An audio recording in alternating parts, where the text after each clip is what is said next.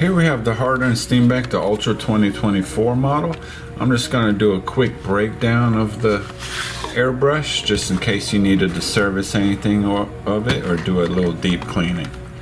First thing you will notice inside the box is a little test card spray out panel. Harder & Steenbeck tests most of their brushes before they leave the factory. There is a little cup inside here. It just seats inside the body like so. First thing I will remove is the air cap. Now the Ultra air cap is one solid piece with the nozzle inside. It just rests inside there like so.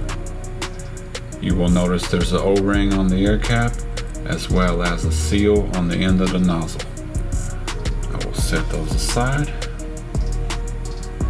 Now I can remove the back handle. Loosen the needle clamping nut and remove the needle. Now I can completely remove the clamping nut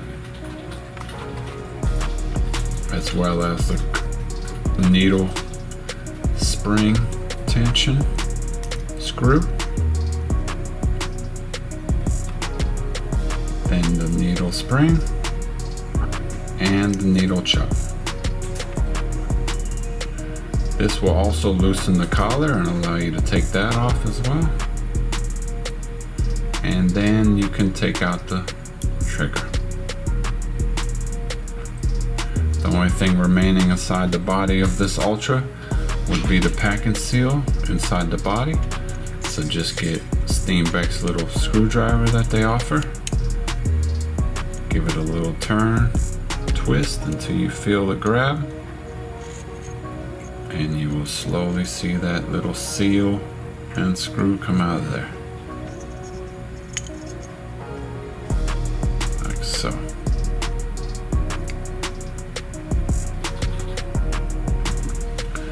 The only thing left right here would be the quick disconnect coupler,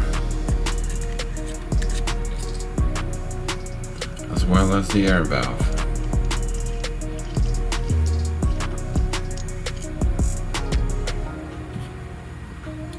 If you do need to service some parts inside the air valve, you just need a small little flathead screwdriver to get in there and turn that brass nut inside the air valve housing. And it will loosen like so, and the parts will be easily accessible there. I like to use my screwdriver and press on the piston a little bit, and then they will fall right out. Then you can replace or service anything you might need.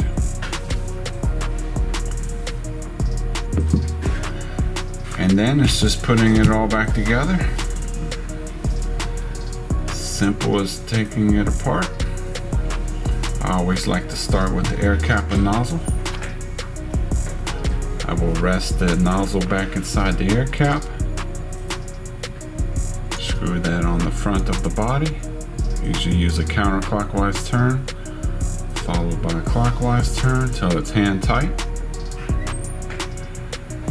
Now I can reinstall the packing seal and screw. There is a little flathead screwdriver style on the end of this, so it can hold the screw as well as hold the seal all in place in one together as one unit. I'll go back inside the body. I'll turn it clockwise, counterclockwise some, and then clockwise till I feel a little bit of tension. I will take the air cap back off because I do want to mention you don't want to over tighten or under tighten the packing seal inside the body, and a good way to determine if you have it set right is by installing the needle back into the body, and it shouldn't fall out when you turn it up or down. There should be just enough pressure and tension to move it nicely, but not too loose as well. Reinstall the air cap and nozzle.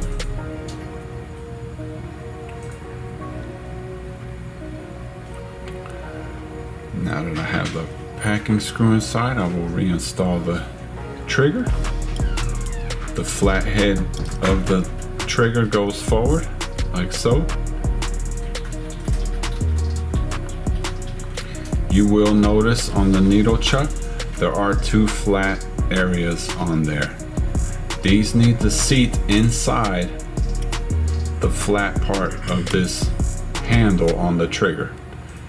That way it doesn't move around on you. Once it's seated in there like that, it will hold in place nicely. If you have some trouble with your trigger, this is most likely where the issue might lie. So I'll reinstall the trigger. Needle chuck. I give it a little turn if it's not seated in there, and now when you move this a little bit, you'll notice it's seated in place. Now the needle spring, the needle tension screw. You can provide a little tension for this trigger by backing up on this screw a little bit. I'm screwed all the way on for now. And now I can install the needle. Just press it forward till you feel it stop. No need to force it. Now you can install the needle clamping nut.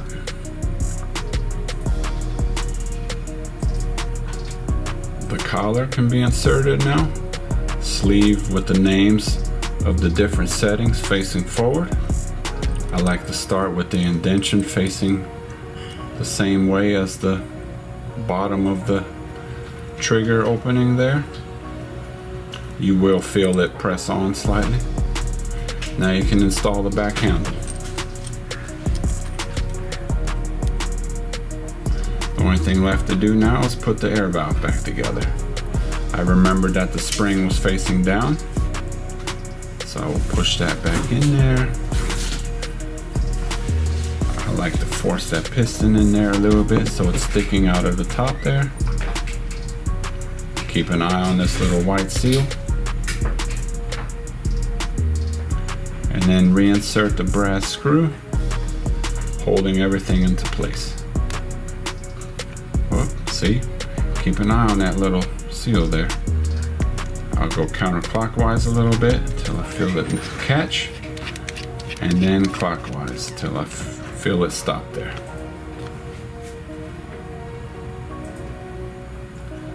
Test that piston, make sure it's going up and down nicely and feels smooth, and you can reinstall it back onto the body. Counterclockwise and then clockwise usually works for me every time. Now the quick disconnect coupler, and you're all set with your new Ultra. Thanks for watching, everyone. Get them here at spraygunner.com. Have a good day.